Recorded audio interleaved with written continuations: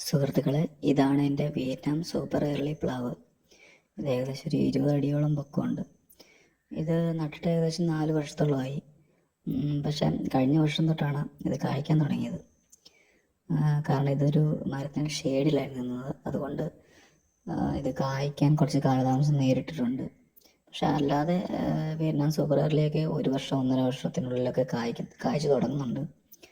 അപ്പം ഷെയ്ഡില്ലാതെ നല്ല വെയിലുള്ളിടത്ത് നട്ട് കഴിഞ്ഞാൽ നന്നായിട്ട് കായ്ഫലം പറിക്കാൻ പറ്റും. ഇപ്പം ഇതിൽ പല സ്റ്റേജിലായിട്ടുള്ള 3-4 ചക്കയുണ്ട്. മൂത്ത് പഴുക്കാറായതുണ്ട്, അതുപോലെ സ്റ്റാർട്ടിങ് ചെയ്തതുണ്ട്, ചക്കയുടെ സ്റ്റാർട്ട് ചെയ്ത ഭാഗമുണ്ട്. അപ്പം നമുക്ക് ഇതുണ്ട്, ഇത്ര അടി, ഇപ്പം 3 അടി 4 അടി പൊക്കത്തിൽ ചക്ക കായ്ച്ചെടുക്കുന്നുണ്ട്. ഇത്രയും വണ്ണമുള്ളൂ പ്ലാവിന്. അന്നേരത്തേനും ചക്ക കായ്ക്കാൻ തുടങ്ങി.